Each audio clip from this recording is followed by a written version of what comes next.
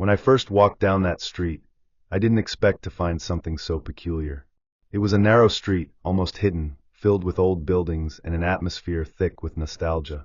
Most of the shops looked abandoned, with dusty windows and signs of neglect. But there was one small shop, with a pristine window, that caught my attention. The sign, a bit worn, read, "Antiques of the Era." I couldn't resist, something in the air was pulling me in. As I entered, I was immediately enveloped by the smell of aged wood and the soft ticking of an old clock, its sound almost hypnotic.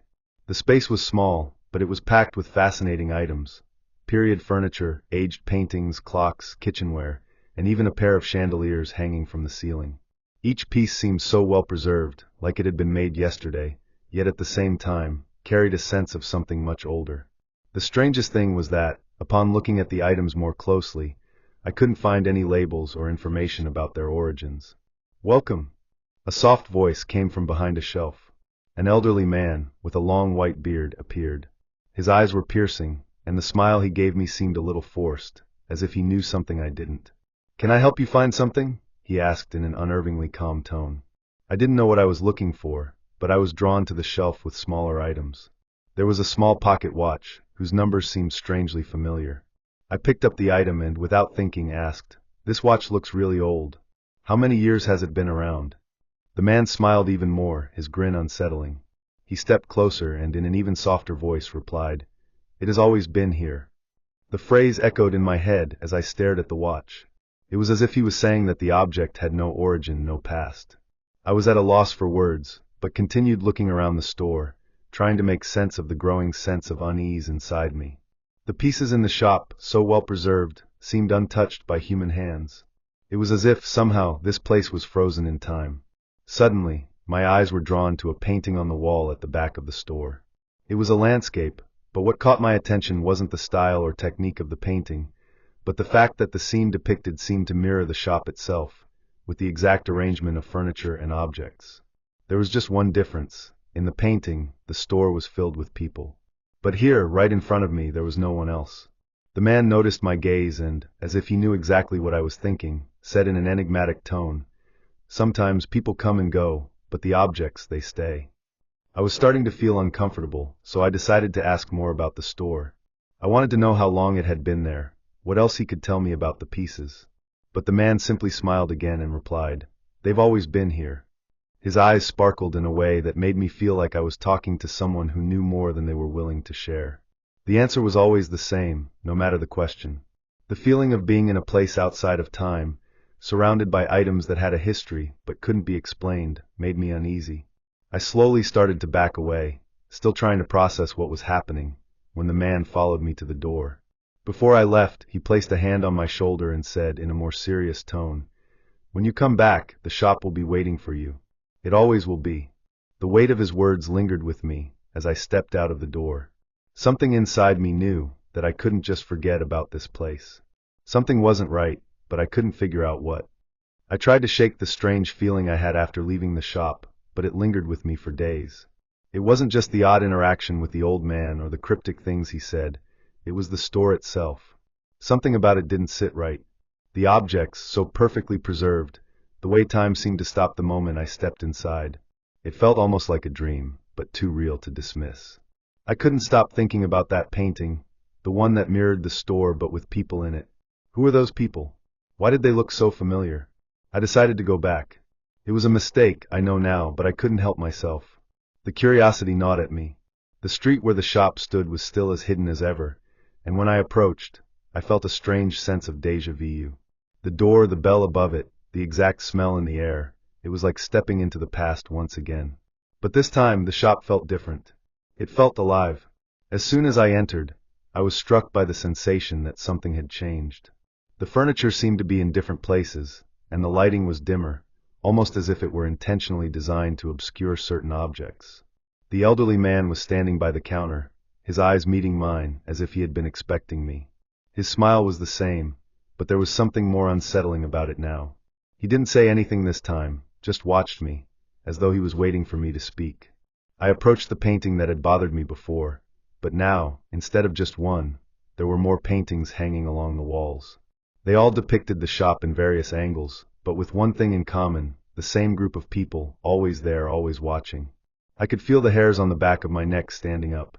The people in the paintings didn't look like normal figures. Their eyes were strangely empty, hollow, as if they were trapped in the canvas. And there, in every painting, was the same man, the elderly shopkeeper, always at the center, his eyes fixed on the viewer in an unnerving way. My mind was racing. How could I have missed this before? Why didn't I notice these figures when I first came in? I felt the urge to ask the man about the paintings, but I hesitated. Something told me it wasn't a question I wanted to ask. Instead, I turned to him and asked, "Where are all the people in the shop today?" He smiled again, that same smile that seemed to reach deeper into my soul. "They're here," he said simply. "They've always been here." His words were almost like a chant now, repeating in my head. I was about to ask something else when I felt a strange chill run down my spine. The air in the room had grown heavier, thicker, and the shadows seemed to lengthen around me. I glanced at the windows, but the street outside looked as empty as it had before. The shop was isolated, cut off from the world, as though it existed in its own bubble of time and space. My heart was racing, and I had this overwhelming urge to leave, but my feet wouldn't move. It felt like I was trapped, like something invisible was holding me in place. The shopkeeper's eyes never left me. I tried to move, to say something, but the words wouldn't come. It was as though I had forgotten how to speak. Then, just as suddenly as the tension had built up, the atmosphere lightened. The shadows retreated, and the shop was once again filled with that familiar, almost comforting smell of wood and dust. The man's expression softened, and he spoke again, his voice like a whisper in the quiet room. "You're ready to leave now, aren't you?" It wasn't a question, more of a statement. I didn't know how to respond, but I nodded. Without a word, he stepped aside and allowed me to walk out. As soon as I was back on the street, the air felt different. It was like the weight had been lifted, but I couldn't shake the feeling that something had changed within me. As I looked back at the shop, I saw him standing in the doorway, still watching, still waiting.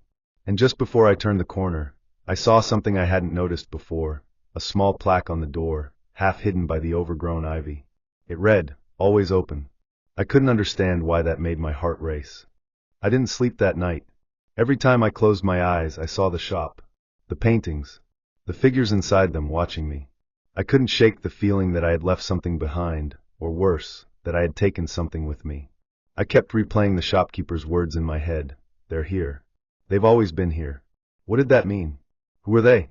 The more I thought about it, the more I realized something terrifying. I had no clear memory of anyone else ever entering or leaving that shop.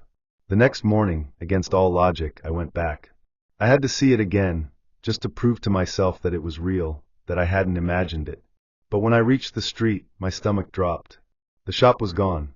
Not closed, not boarded up, completely gone. The space where it had been was now an empty lot, overgrown with weeds, as if no building had ever stood there. I stood frozen, staring, trying to make sense of it. I knew it had been there. I had walked inside. I had spoken to that man. But now there was nothing. I started questioning my sanity. Maybe I had wandered into some abandoned shop and imagined the whole thing. But then I felt my phone vibrate in my pocket. With shaking hands, I pulled it out and opened my camera roll. My heart nearly stopped. There, among my photos, was a picture I didn't remember taking. It was of the shop's interior, wooden shelves, antiques, the dim lighting. But something was wrong. In the center of the image was a reflection in one of the glass display cases. A man standing behind me. Not the shopkeeper. Someone else. His face was blurry, indistinct, but I could feel his eyes staring right at me through the screen. My hands went cold. I didn't remember anyone else being in that shop. I didn't remember taking that picture. But the worst part, my reflection wasn't there at all. I tried to delete the photo, but my phone froze. The screen flickered, then went black. When it turned back on, the picture was gone, like it had never existed. My entire body was trembling. I turned to leave, my head spinning, but before I could take a step, I saw something that nearly made me collapse. A wooden sign, half buried in the weeds where the shop had stood. A sign I recognized instantly. I stumbled toward it, brushing away the dirt, my heart pounding so hard I could hear it in my ears. It was the same plaque from the door. The same words. Always open. I don't know what happened that day. I don't know if I imagined it, if I somehow stepped into a place that was never meant to exist in this world. But I do know one thing, wherever that shop went, it's still out there, waiting. And if you ever find it, don't go inside.